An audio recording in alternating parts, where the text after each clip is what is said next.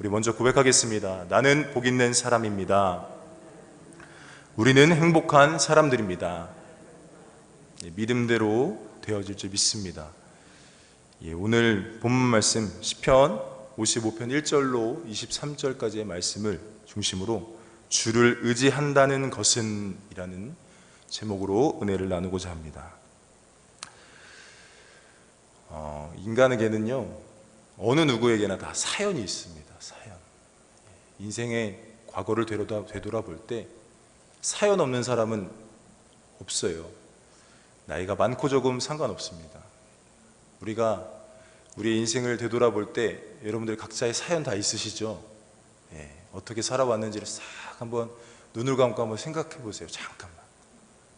그 잠깐 동안 생각할 수는 없겠지만 어쨌든 사연이 다 있어요. 오늘 본문 시편 55편을 지은 이 다윗에게도 분명 사연은 있었던 것 같은데 그 사연이 너무 명확하지는 않습니다. 그러나 우리가 추측을 해보죠.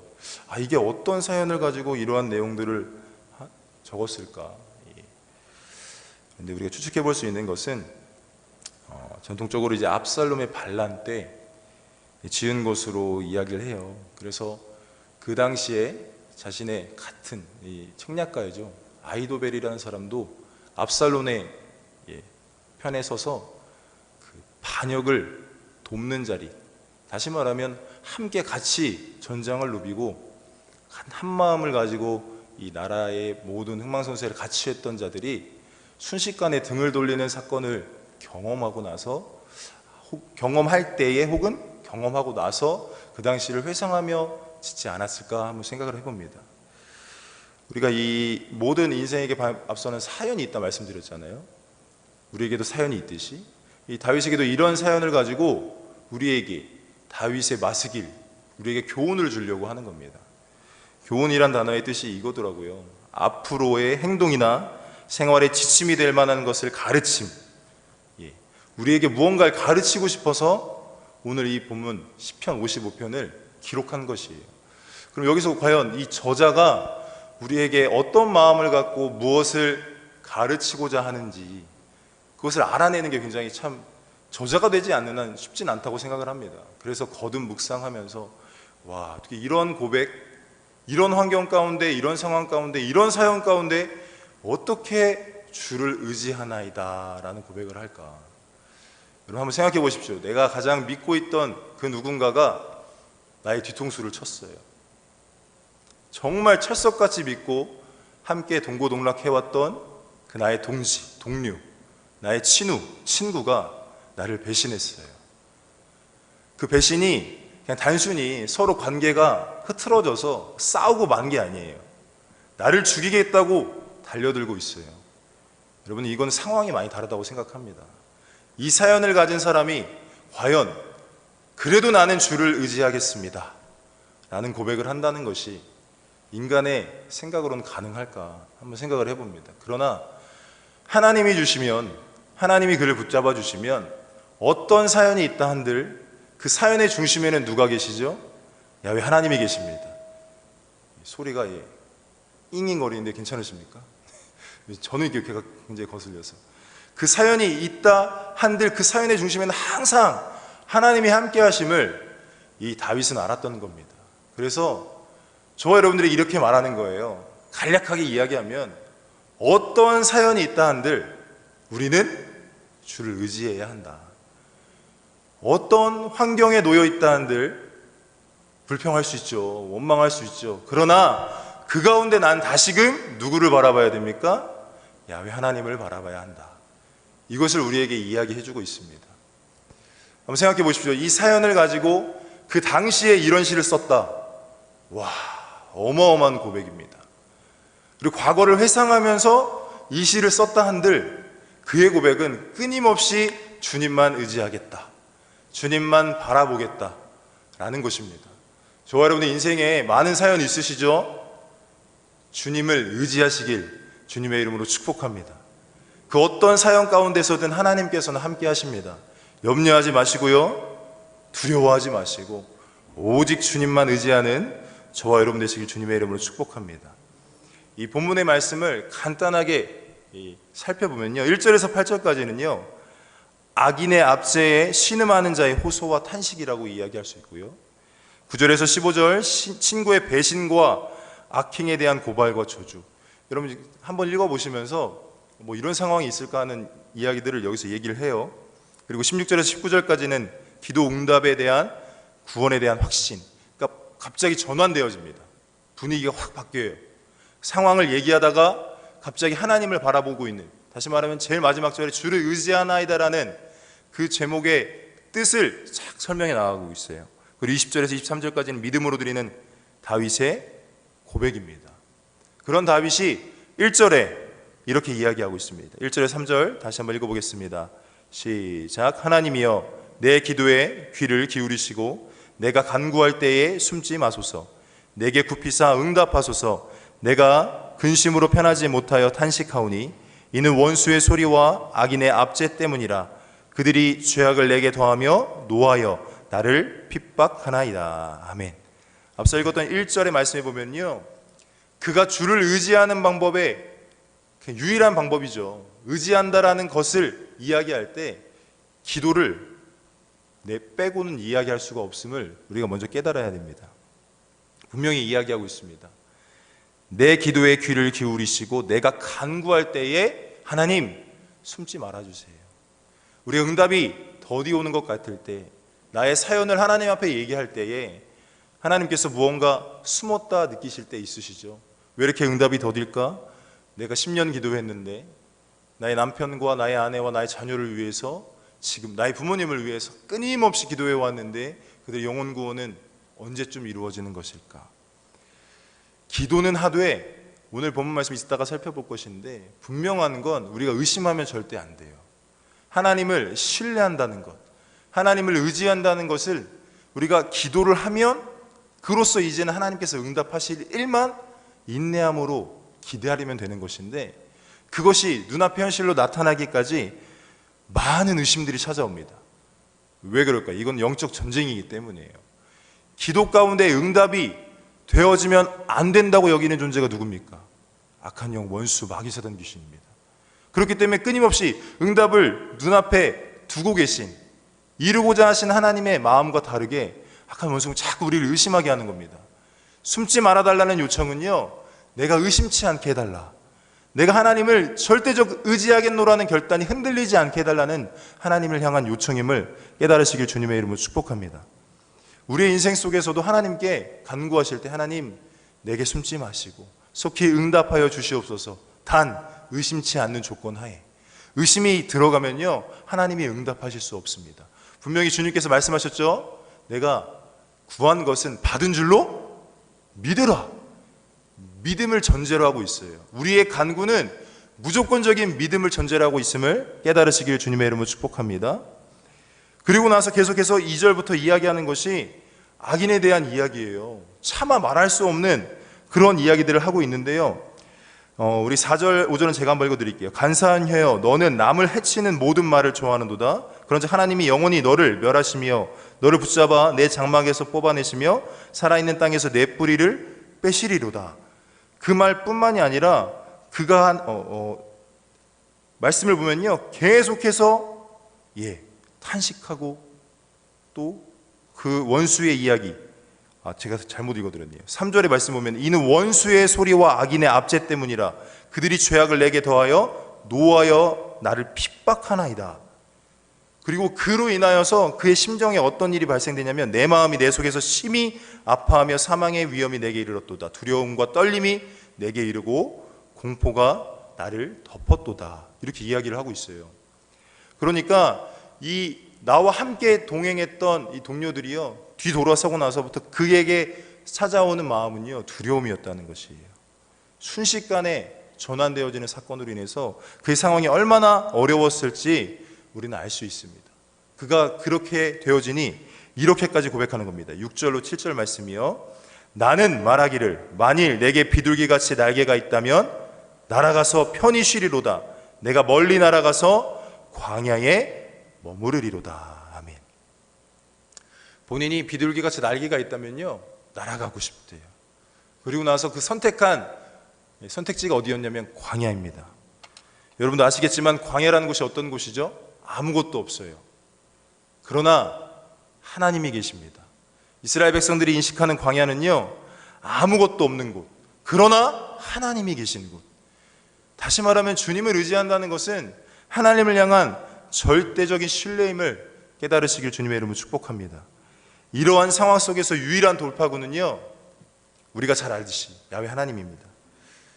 우리 8절 한번 제가 읽어드리겠습니다. 다 같이 한번 읽겠습니다. 8절 시작. 내가 나의 피난처로 속히 가서 폭풍과 광풍을 피하리라 하였도다. 아멘. 그 이후에 있는 말씀들 살펴보면요, 이제 뭐 성내에 강포와 분쟁이 있고 뭐 그들의 혀를 잘라버리소서. 굉장히 잔인한 기도 같지 않습니까? 그러나 이 원어가 동일하게 사용되는 구절이요, 바벨론 타사건에서 언어가 갈려질 때 그때 사용하고 있어요. 그래서 언어를 혼잡하게 하셨습니다라는 그런 그 창세기 11장 9절의 말씀에는 똑같은 의미로 사용하고 있는데, 다시 말하면 뭐냐면 원수들이 나를 죽이기 위해서 모략하지 않습니까? 그들의 혀를, 그들의 언어를, 그들의 말을 혼잡하게 해달라는 간구입니다. 그러고 나서 계속해서 성벽에 죄악과 재난이 있고 악독이 있고 압박과 속임수가 있고, 계속해서 이러한 이야기들이 나와요. 그를 대적하는 그 수많은 자들이 있음을 우리는 깨달아야 됩니다. 그럼에도 불구하고 그는 야훼 하나님을 의지하겠다라고 이야기하는 것입니다. 저와 여러분들에게 삶 가운데에 주를 의지하고 신뢰할 수 있는 귀한 믿음 소유하시길 주님의 이름으로 축복합니다. 오늘의 말씀의 제목이 주를 의지한다는 것은이었습니다. 주를 의지한다는 것은. 그럼 이 주를 의지한다는 것이 무엇인가를 오늘 말씀을 통해서 한번 살펴보도록 하겠습니다. 우리 22절입니다. 22절 말씀 다 같이 읽겠습니다. 시작. 내 짐을 야훼께 맡기라. 그가 너를 붙드시고 의인의 요동함을 영원히 허락하지 아니하시리로다. 아멘. 우리가 주님을 의지한다는 것은요, 따라해 주시면 감사하겠습니다. 내 짐을 야훼께 맡기는 것, 이게 주를 의지한다는 거예요. 여기서 옛날 개역한글 성경에는 이렇게 되어 있어요. 내 짐을 야훼께 맡겨버리라. 조금 더 정확한 표현은 맡기라라는 단어보다는 맡겨버리라라는 단어입니다. 원어를 살펴보니까요, 내던지다예요. 그 짐이라는 단어의 뜻도 보니까 이것입니다. 섭리에 의해서 주어지는 것. 이거 좀 기독교에는 좀 이렇게 좀 어울리지 않지만 운명인 것처럼, 운명이란 단어, 그러니까 우리에게 주어지는 모든 삶의 사연들, 그걸 어떻게 하라는 겁니까? 대상이 있어요. 야훼 하나님께 던지시는 것이 주를 의지하는 거예요. 던진 건 어떻게 합니까? 다시 되돌아옵니까? 제가 여기 물통을 앞에 던지면 그 자력으로 그것이 저에게 돌아올 수 있습니까? 없어요. 다시 말하면 이와 동일하게 말씀에 있는데, 베드로전서 5장 7절 말씀인데요, 우리 다 같이 한번 읽어볼까요? 베드로전서 5장 7절 시작. 너희 염려를 다 주께 맡기라. 이는 그가 너희를 돌보심이라. 동일한 단어, 물론 히브리어와 헬라어지만 동일한 의미를 가지고 사용하고 있어요. 염려를 내던지라는 거예요. 우리의 인생의 사연을 다 주님 앞에 내던지라는 의미입니다. 그것이 주를 의지한다라는 뜻입니다. 여러분, 우리가 우리의 생각과 우리의 삶의 많은 것들을 내가 짊어지고 있을 때가 너무나 많잖아요. 그러나 우리가 주를 의지한다면요, 그 모든 일, 나의 짐이라고 여겨지는 나의 삶의 모든 사연들 주님께 맡기면, 주님께 내던지는 것이 믿음이요, 하나님께서 응답하실 수 있는 일을 열어가는 것입니다. 그런데 우리가 문제는 뭐냐면, 하나님께서 다 아시니까 알아서 해주신다? 하나님은 전지전능한 분 아닌가? 내가 구하지 않아도 다 응답하시는 거 아닌가? 우리가 무책임하면 안 됩니다. 우리가 그런 것을 방관해서도 안 돼요. 오직 하나님을 의지한다는 것은 주님께 무엇하는 거요? 맡기는 것, 던져드리는 것, 이것임을 깨달으시길 주님의 이름으로 축복합니다. 그렇기 때문에 이어서 하시는 말씀이 무엇이었냐면, 의인의 요동함을 영원히 허락하지 않으신대요. 맡기는 자에게는 책임을 지시겠다라는 표현입니다. 저 여러분들의 인생 속에서 염려 있죠. 우리의 짐, 사연, 우리의 인생, 운명이라고 말하는 내게 주어진 많은 것들이 내가 짊어지고 갈 때가 있다라는 것입니다. 그러나 하나님이 원하시는 믿음의 자리는요, 맡기는 것이에요. 어느 날은 저희 아이 중 하나가 이 물병을 따겠다고 뚜껑을 낑낑대는 거예요. 막 낑낑대면서 따요. 근데 그에게는 굉장히 어려운 일인데 저에게 아빠 이 물병 좀 따주세요. 건네는 순간 저는 어떻게 하죠? 따다닥. 너무 쉬운 일이에요. 내가 붙잡고 낑낑대면요, 어려운 일을 하나님께 내어 던져드리면 해결하신다는 겁니다. 여러분, 주님을 의지하십니까? 그럼 맡기셔야 돼요. 내가 짊어지고 낑낑대면서 열어보겠노라고 아무리 해봐야 돼요, 안 돼요? 안 돼요. 맡기시는 것이 주를 의지하시는 것이고, 이 배신의 상황 가운데, 정말 어려운 상황 가운데 다윗은 깨달았던 거예요. 그리고 후대에게 말하는 거예요. 네가 이거 붙잡고 낑낑대지 마. 하나님께 맡기면 누가 해결하십니까? 하나님이 해결하신다. 이것을 저와 여러분에게 오늘 알게 하고자 하는 것입니다. 여러분, 캔 뚜껑 하나 여는 것도 자녀들은 힘들어요. 그러나 제어의 손에 넘겨지는 순간 그 일은 문제가 아니에요. 그것은 염려거리가 아닙니다. 이와 같아요. 내가 짊어지면 내 짐이라고 여기고 내가 짊어져야 된다고 생각하면요, 힘들어요. 해결할 방법이 사실상 떠오르지 않습니다. 아무리 낑낑대봐야 나만 스트레스 받고 그 스트레스가 그대로 나의 가족에게 전달되어지고 주변 사람들에게까지 전달돼요. 여러분, 수심이 있다 그러잖아요. 수심. 얼굴 보면 어떻게 알아요? 몰라요? 좌우 한번 얼굴 한번 살펴보십시오. 수심이 있어 보이십니까? 이 시간에 주를 의지하시기 바랍니다. 의지한다는 것은 나의 짐을 야훼께 맡기는 것입니다. 깨달으시길 주님의 이름으로 축복합니다. 그러한 일을 이제는 16절, 17절에서 고백하고 있는 거예요. 다 같이 한번 읽어보겠습니다. 시작. 나는 하나님께 부르짖으리니 야훼께서 나를 구원하시리로다. 저녁과 아침과 정오에 내가 근심하여 탄식하리니 야훼께서 내 소리를 들으시리로다. 아멘. 우리말 성경에 보니까 17절 말씀만 읽어드리면요, 저녁이나 아침이나 한낮이나 내가 울부짖으며 기도할 것입니다. 그러면 그분이 내 소리를 들으실 것입니다. 17절 말씀을 원어적으로 좀 더 이해하기 쉽게 설명해버리면 이겁니다. 내가 큰 소리로 말하여 대화할 것이니 야훼 하나님께서 내 소리를 들으실 겁니다. 다시 말해서 우리가 하는 기도는 대화예요. 대화. 하나님이 죽으셨습니까? 살아계십니다. 저번 주 제가 설교할 때도 말씀드렸던 것 같아요. 시퍼렇게 그죠? 살아계신 하나님. 하나님은 죽으신 하나님이 아니에요. 반응하시는 하나님입니다. 제가 던지면 하나님은 그 짐을 받으시는 분이에요. 그분이 해결하신다라는 겁니다. 그렇기 때문에 우리가 하는 건 무엇입니까? 따라해주시면 감사하겠습니다. 기도가 주님을 의지하는 것이고 내 짐을 맡기는 행위인 것을 깨달으시길 주님의 이름으로 축복합니다. 큰 소리로 이렇게 부르짖을 때 이렇게 나와 있죠. 저녁과 아침과 정오에. 저녁은요, 진리의 빛이 가리워진 상태랍니다. 거짓이 드세어 선한 생각과 가진 지식이 빛을 드러내지 못하는 시기. 다시 말하면 지금 다윗이 처한 현실일 수 있어요. 상황일 수 있습니다. 그 저녁이라 할지라도 무엇 한다고요? 하나님과 대화하겠대요. 하나님께 부르짖겠대요. 그러면 하나님이 무엇 하신다는 겁니까? 들으시고 우리를 구원하시겠다라는 그 믿음의 고백이 방금 읽었던 16절, 17절에 나와 있는 것입니다. 여러분, 주를 의지하는 건요, 우리가 주님과 대화하는 것, 기도하는 것, 주님께 맡겨드리는 것임을 깨달으시길 주님의 이름으로 축복합니다. 그러나 상황을 가리지 않는다라는 겁니다. 저녁과 아침과 정오라고 분명히 이야기하고 있어요. 우리가 하루 3번 기도한 사람 누구 떠오르십니까? 다니엘입니다. 다니엘이 자신을 죽일 수 있는 법령이 통과된 것을 알고도 그는 어떻게 하죠? 그 전에 하던 대로 창문을 열어놓고 예루살렘을 향하여 두 손을 들고 하나님께 기도해요. 그런데 나를 죽일 수 있는 법령이 통과됐습니다.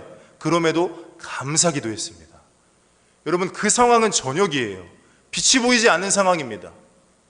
당장 내가 죽을 수도 있습니다. 그럼에도 불구하고 무엇한다고요? 하나님과 대화하겠노라. 그것이 의지하는 것이고 내 짐을 맡겨드리는 것임을 깨달으시길 주님의 이름으로 축복합니다. 분명히 주님도 말씀하셨습니다. 때가 아직 낮음에 나를 보내신 이의 일을 우리가 하여야 하리라.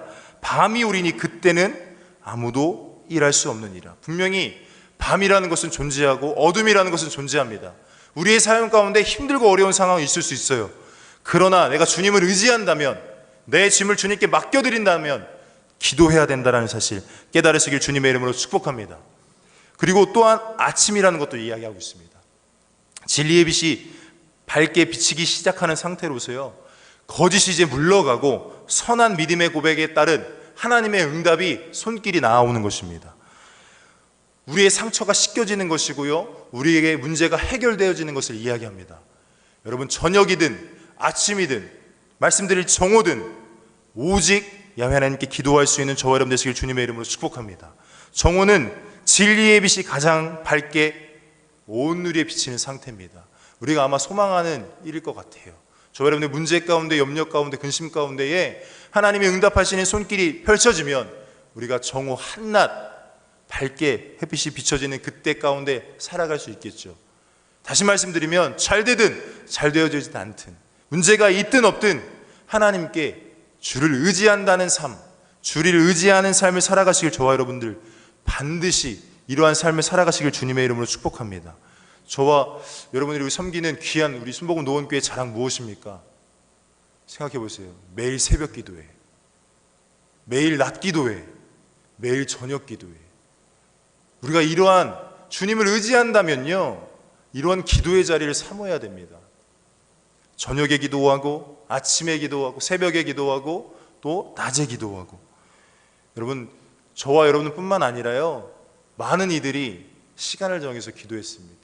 베드로와 요한도요, 제 9시가 되었을 때 기도하러 올라갔죠. 그곳에서 안진뱅이를 일으키는 놀라운 이적을 행합니다. 저와 여러분들이 기도의 자리에 나아갈 때 하나님께서는 응답하심을 깨달으시길 주님의 이름으로 축복합니다.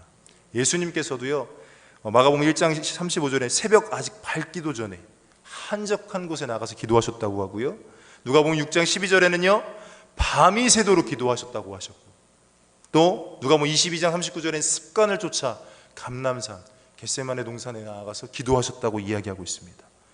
그리고 나서 마지막 때를 살아가는 저와 여러분들에게 이렇게 이야기하고 있습니다. 우리 누가복음 21장 34절로 36절까지만 읽도록 하겠습니다. 시작. 너희는 스스로 조심하라. 그렇지 않으면 방탕함과 술취함과 생활의 염려로 마음이 둔하여지고 뜻밖의 그날이 덫과 같이 너희에게 임하리라. 이날은 온 지구상에 거하는 모든 사람에게 임하리라.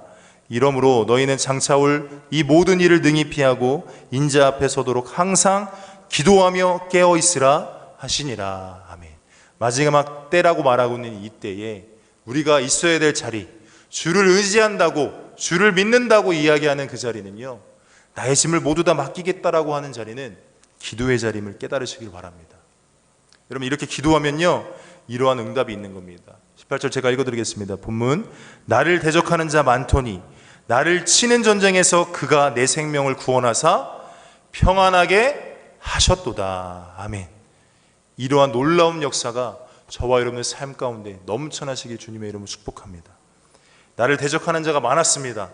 나를 치려하는 자가 전쟁 가운데서 분명히 있었어요.